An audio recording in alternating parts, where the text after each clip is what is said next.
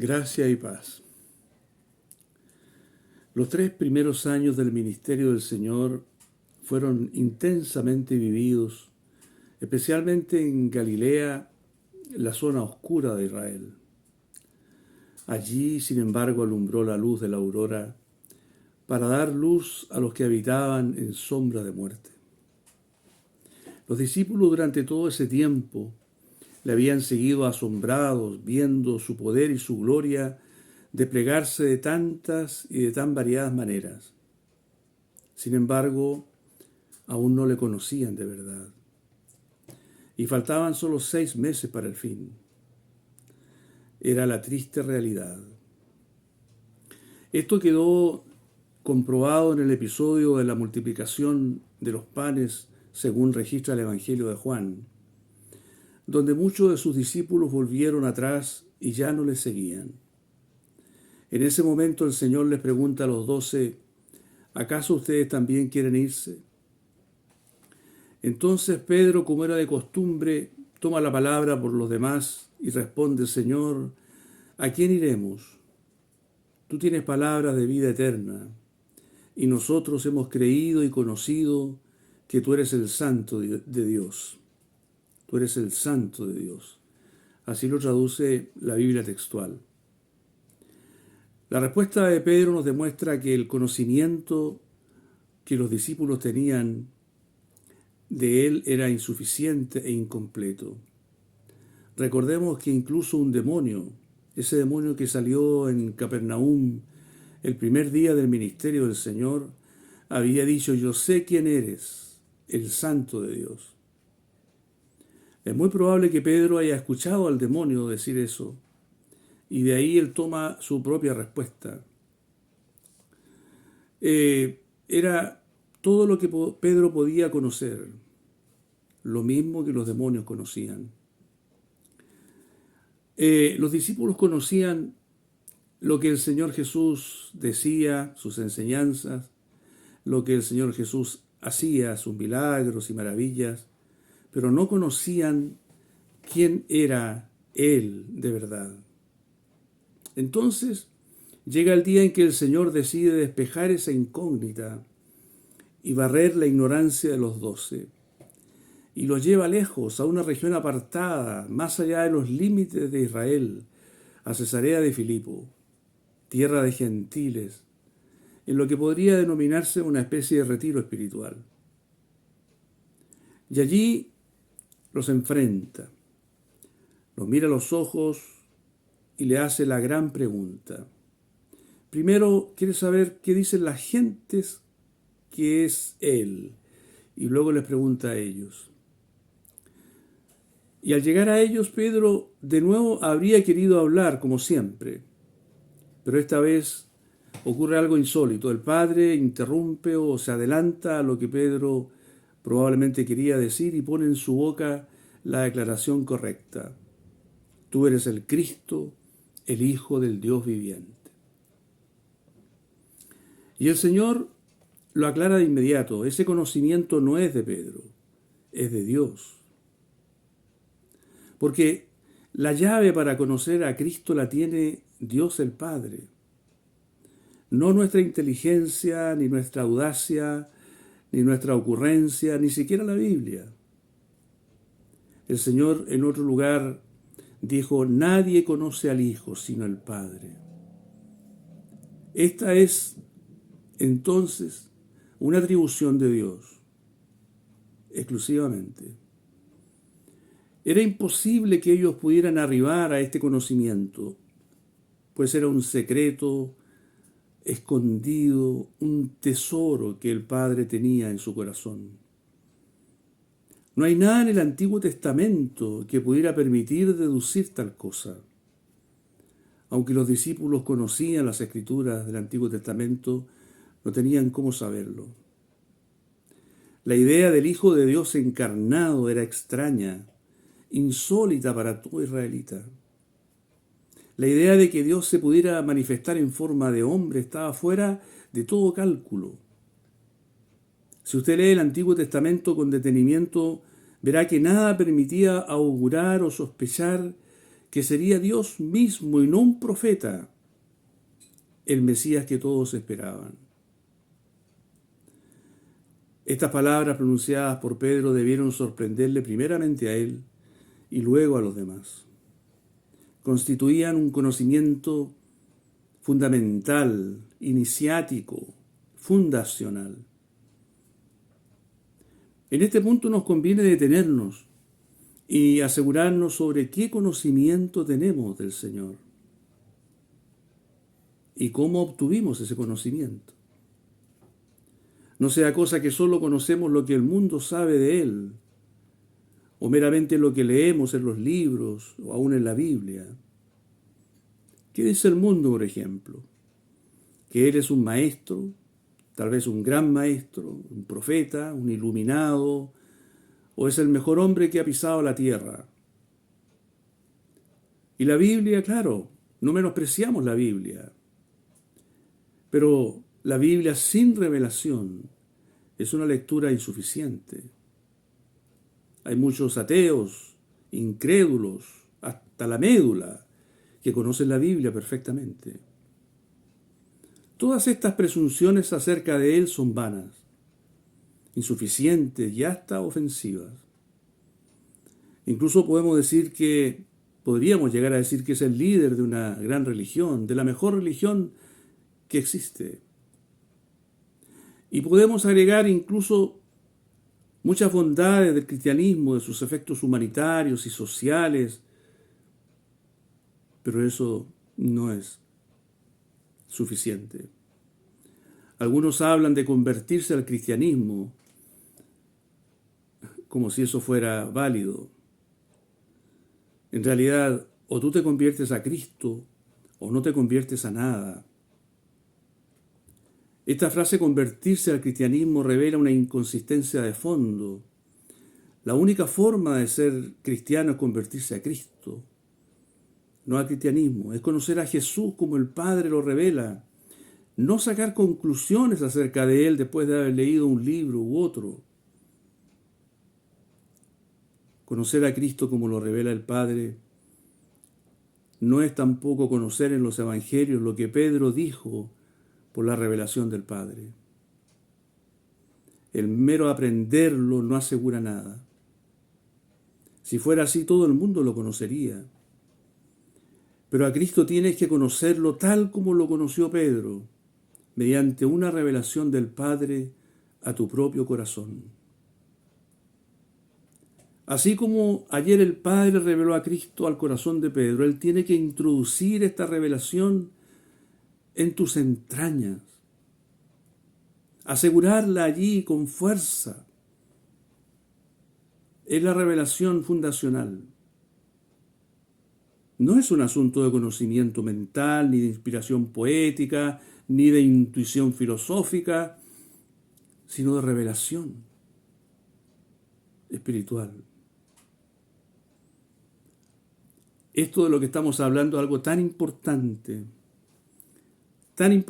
que el apóstol Pablo lo ratificará después con palabras que no dejan lugar a dudas.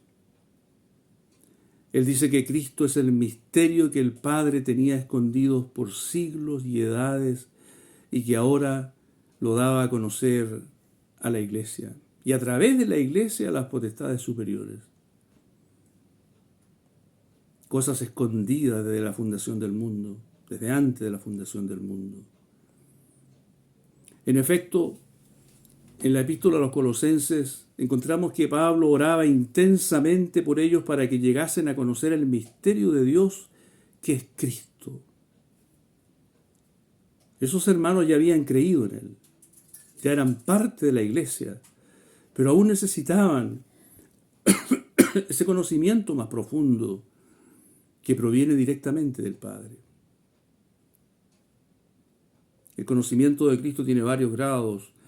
Hay quienes le conocen de oídas y otros que le han visto de verdad. Tú puedes comprobarlo cada vez que conoces a un cristiano y te impresiona su especial conocimiento de Cristo. Independientemente de su conocimiento bíblico o su educación teológica, porque no es algo mental ni cultural. Es algo revelacional, directamente de Dios. Cuando el Padre hizo esta revelación a Pedro, el Señor estaba entrando en el periodo final de su ministerio. Quedaban como 6 meses. Sería un periodo lleno de acusaciones, de amenazas, en Jerusalén especialmente. Y los discípulos ahora necesitaban saber toda la verdad, debían estar preparados para lo que venía. Ya no era el tiempo de tomar palco y solo observar cómo el Señor hacía maravillas. Ahora, desde ahora lo verían recibir todas las andanadas del infierno. Toda la sociedad religiosa estaría contra él y ellos deberían estar advertidos. Deberían saber que el Señor no había venido a instaurar un reino terreno de justicia social y reivindicaciones políticas, sino que había venido a morir y luego resucitar. Por eso tenían que tener claro a quién seguían. Ellos seguían al Cristo, que haría una obra sacrificial por la humanidad, y seguían al Hijo de Dios, único y coeterno con el Padre.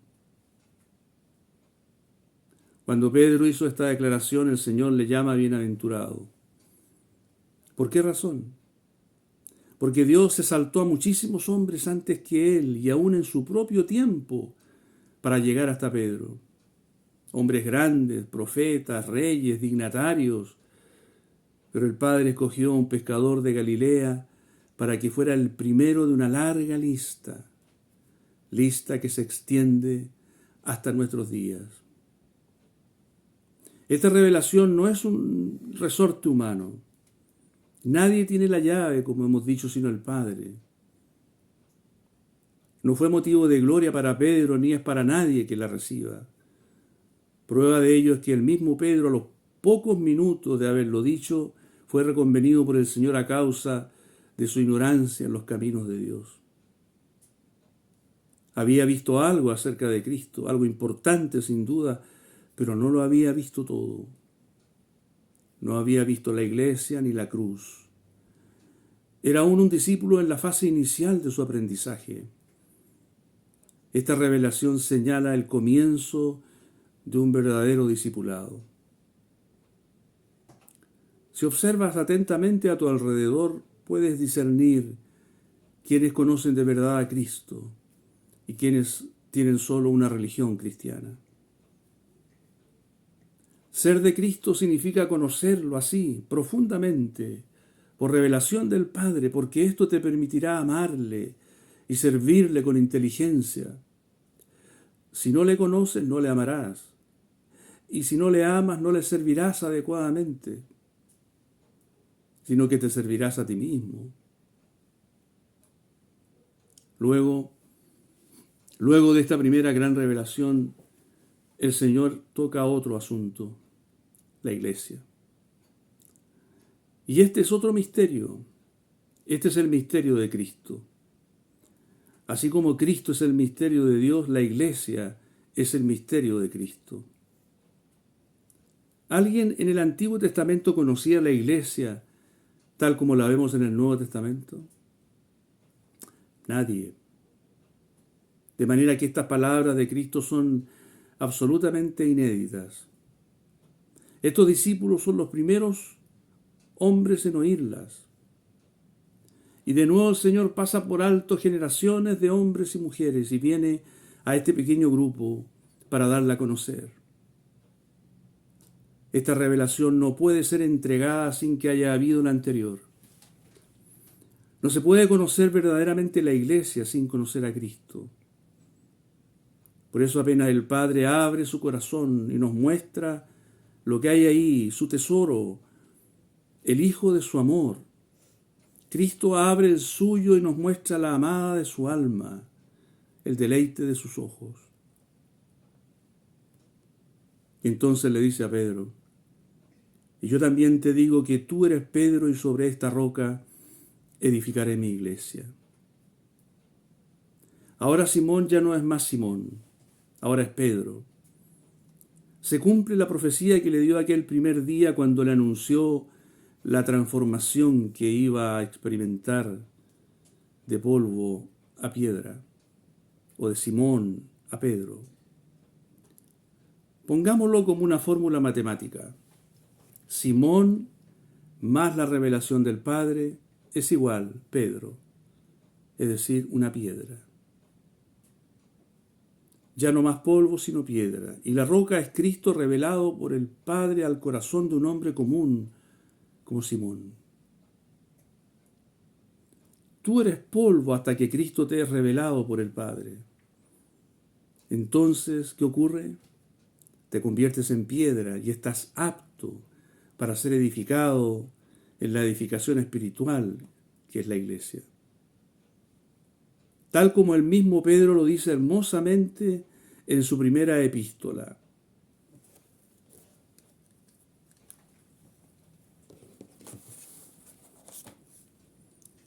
Capítulo 2, versículo 4.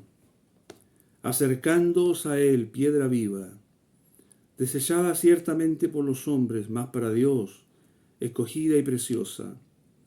Vosotros también como piedras vivas, sed edificados como casa espiritual y sacerdocio santo. La piedra viva, la roca es Cristo, y vosotros también, todos ustedes son piedras vivas. La edificación de Dios es firme porque tiene la firmeza de la roca, que es el fundamento. Puedes ver, tú eras polvo llevado por el viento de acá para allá en las ventoleras de la vida, pero ahora eres una piedra edificada en la iglesia. Si es que has recibido este conocimiento precioso del Padre, estás firme porque sobre ti hay una piedra, debajo de ti hay otra piedra, y porque a cada uno de tus lados también tienes piedras. Y todo este edificio descansa en la roca, que es Cristo revelado por el Padre a cada corazón. ¿Es precioso?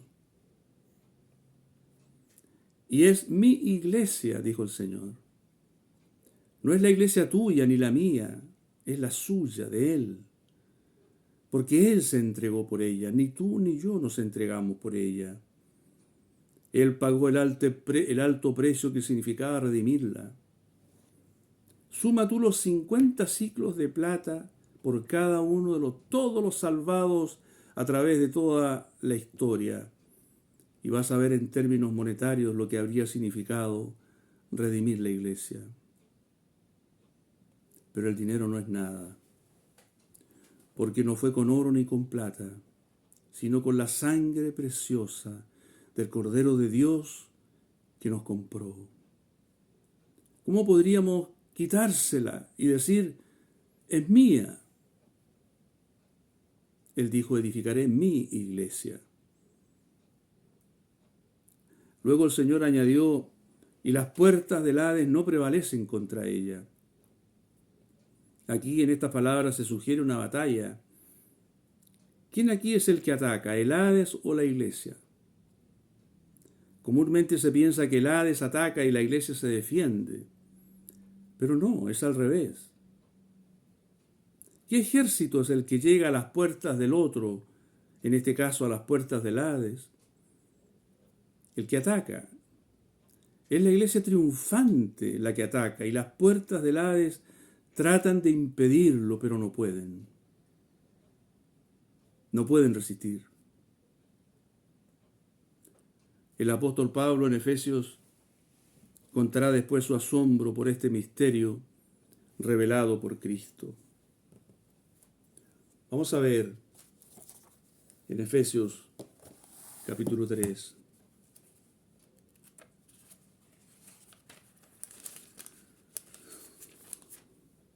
Dice así: misterio que en otras generaciones no se dio a conocer a los hijos de los hombres, como ahora es revelado a sus santos apóstoles y profetas por el Espíritu, que los gentiles son coherederos y miembros del mismo cuerpo y copartícipes de la promesa en Cristo Jesús por medio del Evangelio. Esta es la iglesia paulina. vista como un cuerpo, a diferencia de la iglesia que ve Pedro, que es como un edificio. Pero es el mismo misterio expresado en dos alegorías diferentes. Es lo que estaba escondido en el corazón de Cristo y lo dio a conocer a Pedro en Cesarea de Filipo. Nada en el Antiguo Testamento prefiguró a la iglesia en toda su gloria, excepto el tabernáculo en el desierto y el templo de Jerusalén, pero solo como tipos y figuras, como sombras. Pedro fue el primero en verla y Pablo fue quien la llevó a su máxima expresión. Cesarea de Filipo. Podemos ver la importancia. Es el hito trascendente, más trascendente en el ministerio del Señor, excepto la cruz. Después de esta experiencia, su ministerio no fue el mismo. Desde ahora habría de caminar mirando fijamente la cruz en Jerusalén. Cuando llegamos a Cesarea de Filipo con el Señor y presenciamos esta escena, sentimos que estamos como en el lugar santísimo. Dios nos ha abierto su corazón para ver lo que estaba escondido de los siglos y edades. Y también asistimos a lo que había en el corazón de Cristo, también escondido por siglos y edades. Qué santo y qué sublime es esto. Si tú eres parte, eres bienaventurado. Si puedes corroborarlo, seguramente en tu corazón el Espíritu Santo da un firme testimonio de estas cosas. Con este Cristo es que tenemos comunión. De esa iglesia es de la que somos parte. Una edificación celestial. Misterios revelados por Dios, por Cristo, a hombres y mujeres comunes, pero bienaventurados como nosotros. No solo son bienaventurados los ojos que vieron ni los que oyeron estas palabras en Cesarea, también los corazones que hoy reciben esta luz gloriosa que los sostendrá en el día malo. Esta doble revelación es la piedra sólida sobre la que se edifica toda la obra de Dios en este tiempo. Roguemos al Señor que nos conceda esta revelación para poner nuestros pies sobre la roca más sólida y para que nuestra participación en la obra de Dios sea de provecho. Hay tanta distorsión, hay tanto desconocimiento, hay tanto olvido. No sea que nos hallemos trabajando en algo que Dios no reconoce como suyo o que está fuera de sus altos estándares. Concédanos el Señor la gracia, la bienaventuranza que le concedió a Pedro y a tantos otros a través de la historia. Para nosotros en este tiempo difícil y adverso, tiempo tan cercano a la venida del Señor, podamos recibir esta preciosa revelación y sostenerla, y ella que nos sostenga hasta que Él venga, hasta que Él regrese por nosotros. Vamos a orar. Padre, te damos gracias por el día aquel en que tú mostraste esta preciosa revelación a Pedro. Te damos gracias también por lo que el Señor dijo respecto de su iglesia. Te damos gracias por los muchos a través de la historia que han sido agraciados de esta misma manera. Considéranos a nosotros entre ellos también, Señor, para tener una certidumbre clara, firme, en que estamos en el lugar correcto, sobre la roca adecuada y correcta, sobre la roca preciosa, edificando y siendo edificados. Permítelo, oh Padre, por medio del Espíritu Santo, para la gloria de nuestro Señor Jesús. Amén. Gracias, hermanos y hermanas. Que el Señor nos siga sustentando, nos siga guardando. Que la paz del Señor guarde sus corazones. Amén.